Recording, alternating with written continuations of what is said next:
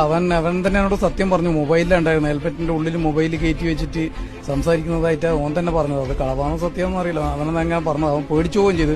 അപ്പം വണ്ടി നിങ്ങൾക്ക് ആ വീഡിയോ കണ്ടാൽ തന്നെ മനസ്സിലാവും. സ്റ്റോപ്പ് എത്തുന്നതിന് മുമ്പ് വേണ്ട ഒരു 40-50 സ്പീഡേ വണ്ടിക്ക് ഉണ്ടായിരുന്നുള്ളൂ. അതിന്റെ 1 മീറ്റർ അപ്പുറം ബസ് സ്റ്റോപ്പായിരുന്നു.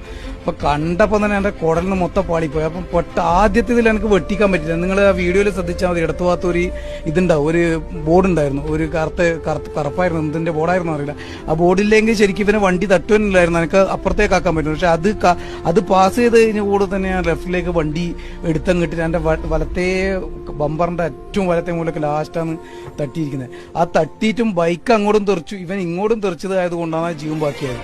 എന്നിട്ടും അവന്റെ കാലിന്റെ ഒരു ജസ്റ്റ് വ്യത്യാസത്തിന് മാത്രമാണ് വണ്ടി നിന്നത്. ഞാൻ തന്നെ പാളിപ്പോ. എന്റെ ജീവിതത്തിൽ ആദ്യമായിട്ടുള്ളൊരു സംഗതിയാണ്. ഇത്രയും കൊല്ലം ബസ് ഓട്ടാന്ന് പറഞ്ഞിട്ട് ആദ്യമായിട്ട് ഒരു ബൈക്കിന് തട്ടിയിട്ട് ഇങ്ങനെ ഒരു ഇത് മറ്റേ പൊന്നാടി അണീക്കൽ യാത്ര ഉണ്ടായിരുന്നു. പിന്നെ രാത്രി നിങ്ങളെ മനോരമ ഓഫീസിൽ നിന്ന് കാസർഗോഡ് യൂണിറ്റിൽ നിന്ന് വിളിച്ചു. അതിന്റെ പേപ്പറിൽ പരസ്യം ഒക്കെ ഉണ്ട്.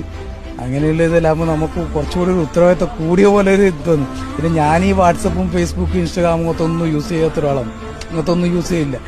എല്ലാരും പറഞ്ഞ് വൈറലായി വീഡിയോ ഇപ്പൊ ഭയങ്കര റീച്ച്